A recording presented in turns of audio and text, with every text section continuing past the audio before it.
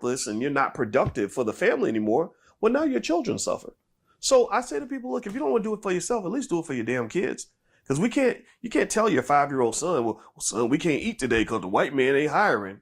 Well, how's he going to look up to you and admire you if you're talking like that? How's your woman going to respect you as a black man when you talking about, well, the reason I can't feed you is because that man won't take care of me? Well, she don't want to be with you. She going to want to be with him.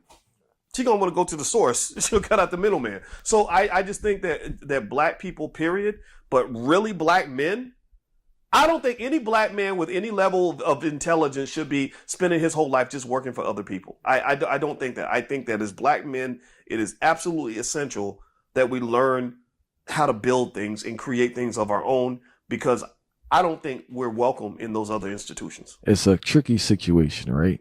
I hear what you're saying, but it's unrealistic due to the climate that we're in, right? Now, we do encourage more brothers to go out and do their thing, and that's what we hope for.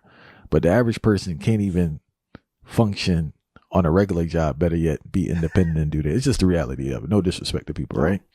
I think we need to have more institutions and more support systems to train and teach people, to encourage them, to give them the courage and confidence that they need. One of the things also that with this corporate structure, I find is that I think a lot of the frustrations people have because they don't understand nepotism and they don't understand it's not their system. So for instance, I think when you going understanding the system, you can minimize the stress despite it being in a wrong, effed up situation, right? And that's what I mean by that. You hear the complaint in regards to a person didn't get a promotion or this and that, but bro, it's not your company. And people take care of their own, right? As a natural human being. That's true. You know, so I think if you're going with that mind frame, one, you can limit the amount of energy you're putting in that job. And kind of, I always tell people to split their energy. Sometimes they're giving too much ideas and too much energy to other people. So I always tell people you should have energy when you leave your job. You shouldn't be exhausted. With that excess energy, you can create something outside of that job. And you have to have a realistic expectation for your job. This man is not going to put you next to him as some CEO or CFO, unless you're some crazy talent. If you're that talented, you need to be doing it on your own. You know, so I think that expectation can minimize the stress and psychological torment people think. I think you're 100% correct, right? And actually, it sounded like we disagree, but actually we agree 100%, right? Yeah, I don't think that every person needs to necessarily be an entrepreneur.